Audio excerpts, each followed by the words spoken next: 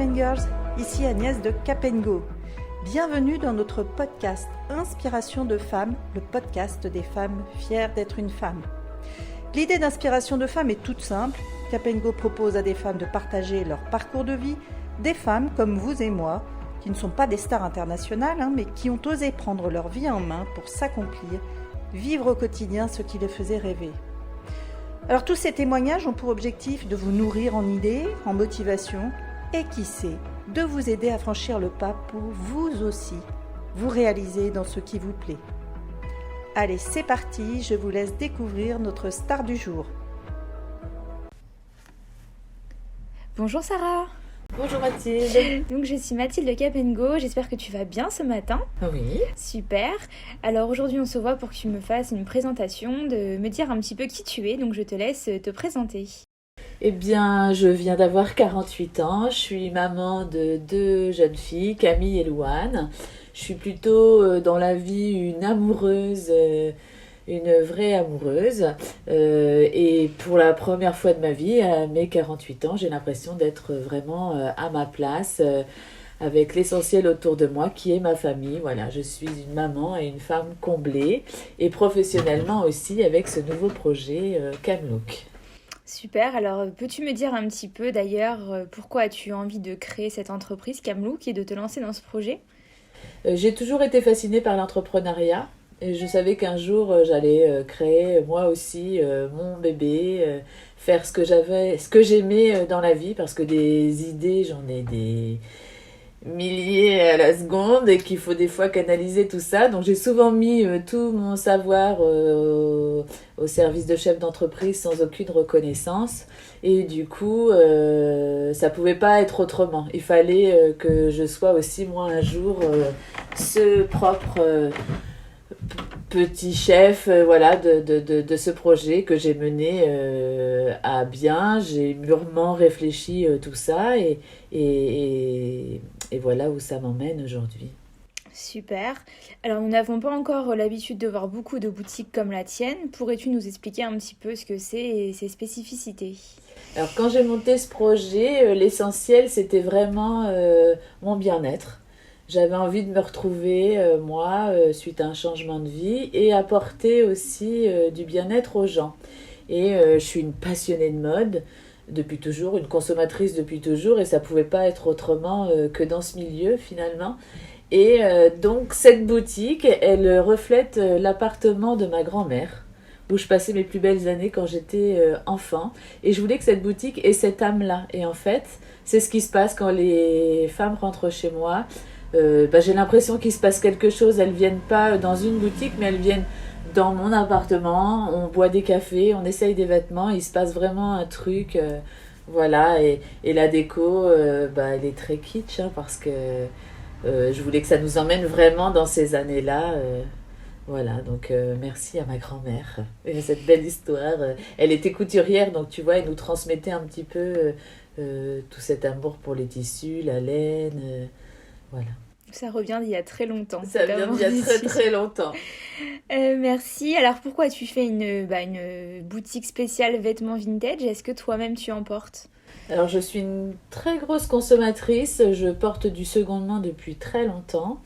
Ce que j'aime dans le vintage, c'est les matières, les tissus, tout ça, les tissus nobles.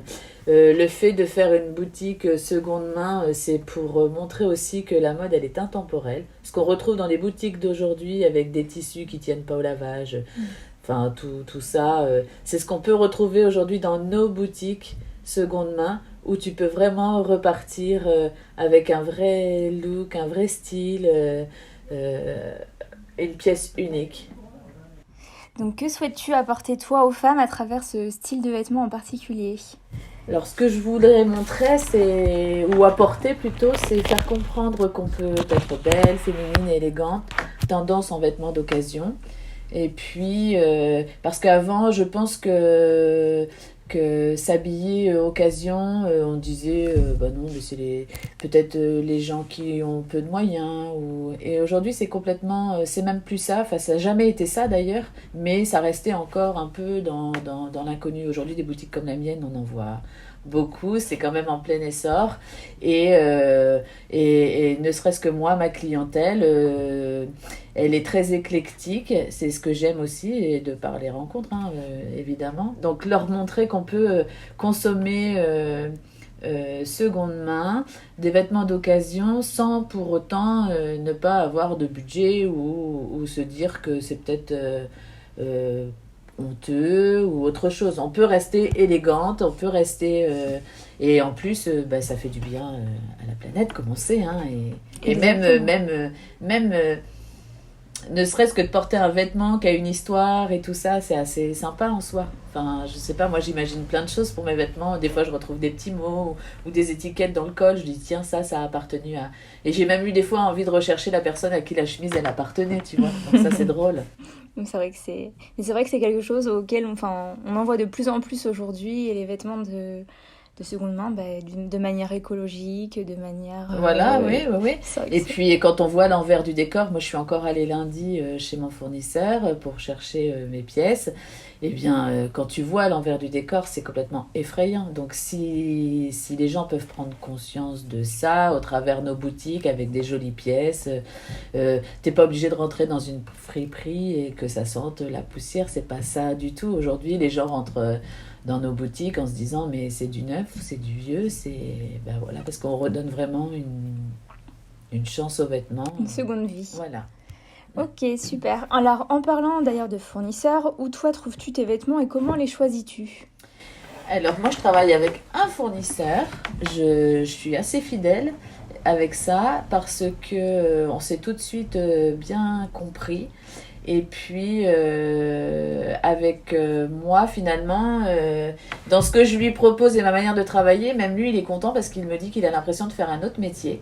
Je fais vraiment un travail de fond avec des photos, des looks, les choses que j'aime, parce qu'en plus, voilà, j'ai vraiment envie de vendre des pièces que j'aime et de présenter à mes clientes des pièces que j'affectionne. Donc, je chine vraiment mes pièces une par une et je les présente comme ça. Mais avec mon fournisseur, voilà, on fait un vrai travail de fond. Il se contente pas de me mettre des vêtements au poids dans des sacs et tout ça. C'est vraiment pas cette manière qu'on a de travailler ensemble. Puis après, je traverse plusieurs villes et puis je chine des petites pièces comme ça, à droite, à gauche. Voilà, c'est ça la Chine, le monde de la Chine. Exactement. Alors ta boutique s'appelle donc Camlook. Alors pourquoi avoir choisi ce nom ? Qu'est-ce que cela signifie pour toi ? Alors Camlook, c'est l'union du prénom de mes filles, Camille et Louane. Donc c'est notre histoire à toutes les trois à la base, tu vois. On a toutes ce tatouage Camlou sur le bras. Et là, c'était une évidence depuis que je suis plus jeune.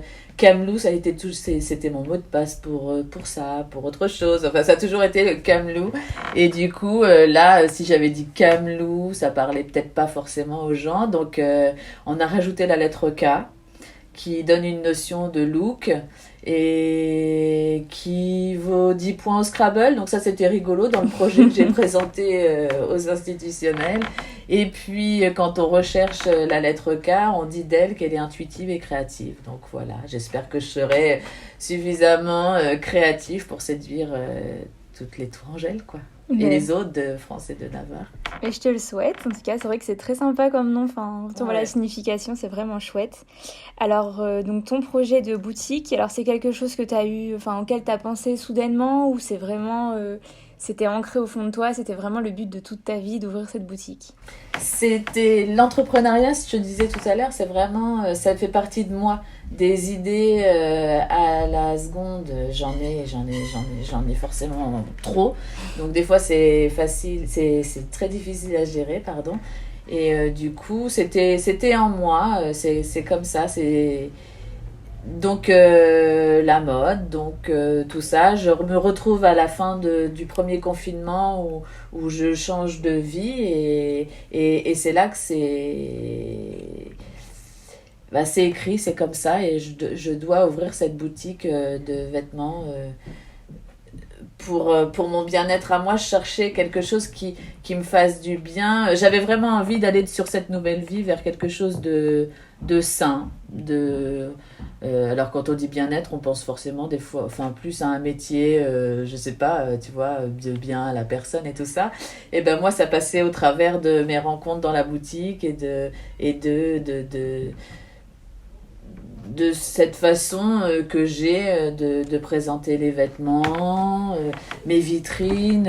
Dans le quartier, les gens, j'ai l'impression que le fait d'avoir cette petite boutique ouverte, ça leur apporte aussi quelque chose. Tu vois, toutes ces couleurs, tous les jours, j'ai un petit papy qui pousse la porte de ma boutique et qui me dit « Ah, mais elle est trop belle, votre vitrine. Oh, ça fait du bien, toutes ces couleurs et tout ça. » Donc, tu vois, ça, c'est le bien-être. Je le fais passer comme ça. Voilà. Ok. Et donc, tu dis que tu t'es lancée, du coup, au premier confinement. Tu faisais quoi, du coup, avant dans la vie, avant d'ouvrir ta boutique? Avant, je travaillais dans un restaurant. Donc, rien à voir. D'accord. Rien à voir. Et donc, tu as commencé par où pour te lancer, du coup? Eh bien, j'ai commencé à écrire mon projet sur papier en disant, enfin, en me posant les questions il fallait que je fasse une storyboard en fait, hein, pour prendre les choses dans l'ordre, pas me planter parce que je recommençais à zéro, donc quand tu t'as pas le droit à l'erreur. Donc j'ai tout simplement écrit mon projet et puis quand il a été écrit, je l'ai montré d'abord à mon chéri, à mes filles. Voilà, comme je te disais tout à l'heure, tout le monde était très enthousiaste à ça.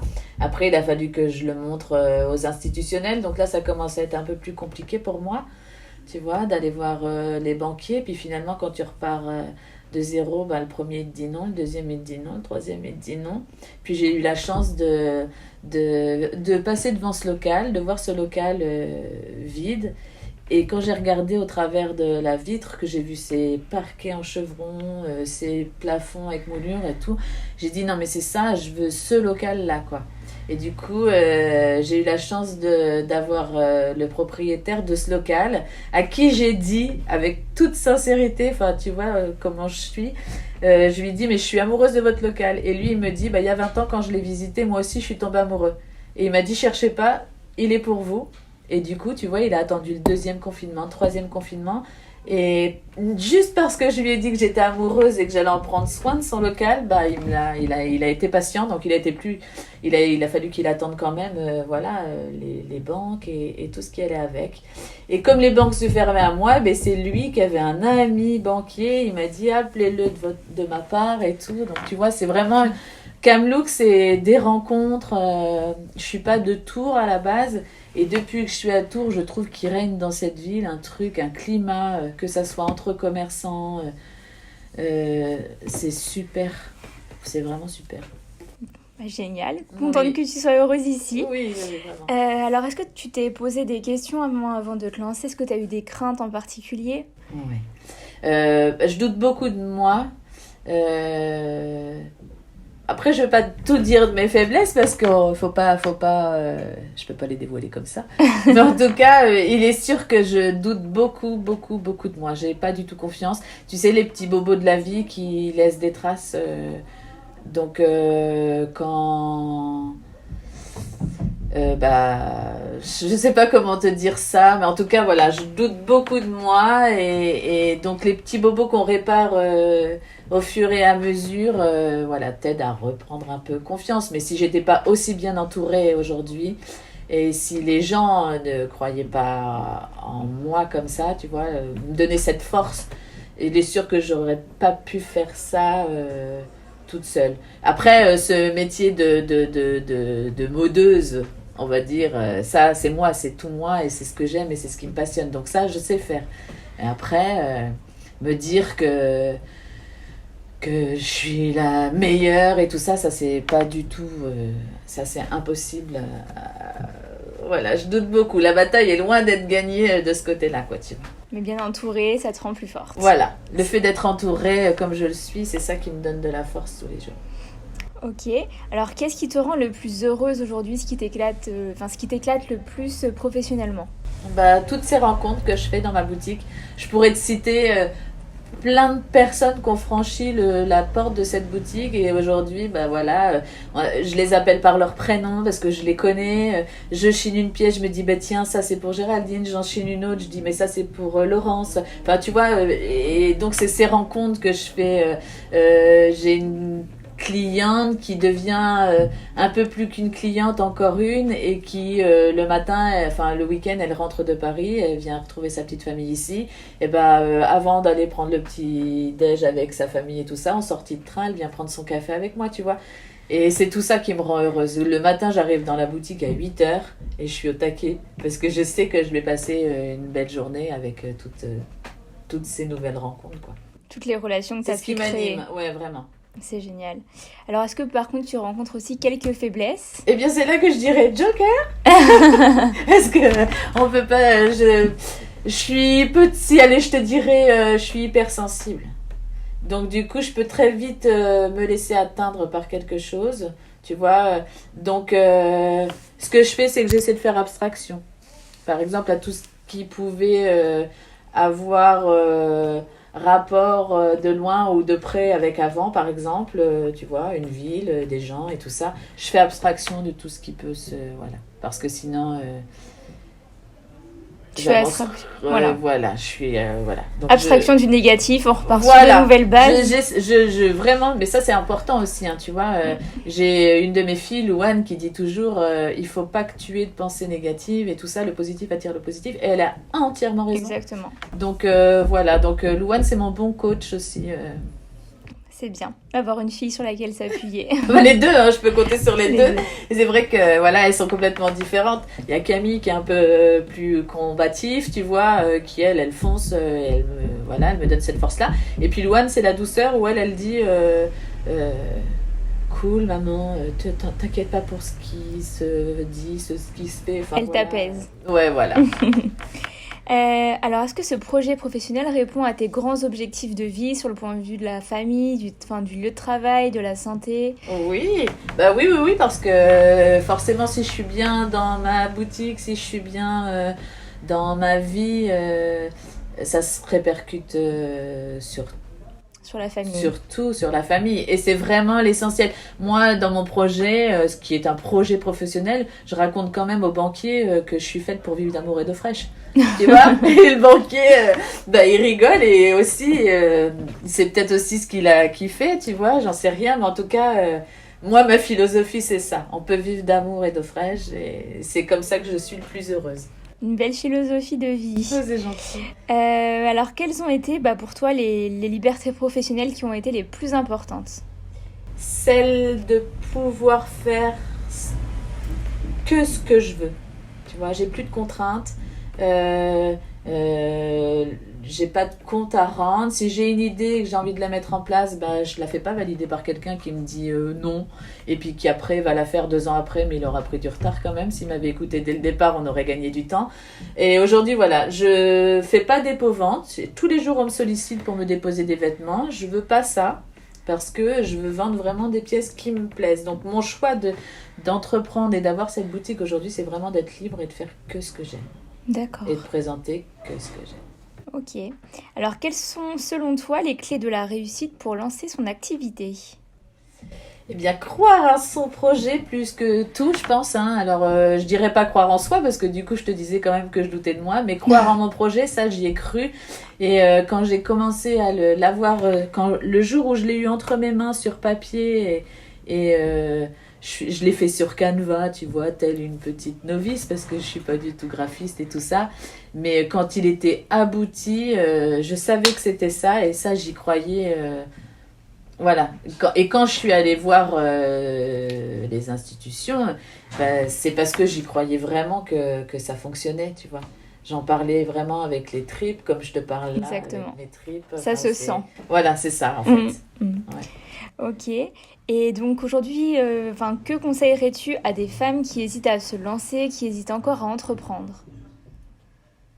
Je leur conseillerais alors si elles ont un projet, si elles ont une idée, quoi qu'il en soit, c'est vraiment de mettre tout ça sur papier, de croire en elles, parce que c'est pas parce qu'on est une femme qu'on est plus faible ou qu'on n'y arrive pas, hein. On peut pousser des portes tout pareil, et des fois peut-être même mieux. Et du coup, de bien s'entourer, voilà, parce que ça c'est important, de pousser les bonnes portes. Mais en tout cas, si elles ont des idées, il faut y aller. Il faut y aller et tout est possible. Tu vois, il y a 1 an et demi de ça, je repartais de zéro en fait. Je m'étais dit, mais non, mais ça va pas être possible, ça va être tout sera difficile et tout ça. Et ben finalement, non. Tout est possible, il suffit juste d'y croire et d'être bien entouré. Oui. Donc, mesdames, allez-y, foncez. Eh bien, merci pour ce petit mot de la fin. Merci Mathilde. J'espère que ça t'a plu, Sarah. Ouais, super, c'est pas facile, hein, mais ouais, ça va. Ok, bah très bien, bah, je te dis à très bientôt. À très vite, merci. Au revoir. Au revoir. Voilà, ce podcast touche à sa fin. J'espère qu'il vous a intéressé, voire inspiré. En tout cas, s'il vous a plu, n'hésitez pas à le partager à toutes les amies autour de vous qui peuvent se nourrir de ces inspirations de femmes. Likez, faites vos commentaires, parce que nos podcasts vivent grâce à vous. Et je vous dis à très bientôt pour de nouveaux épisodes.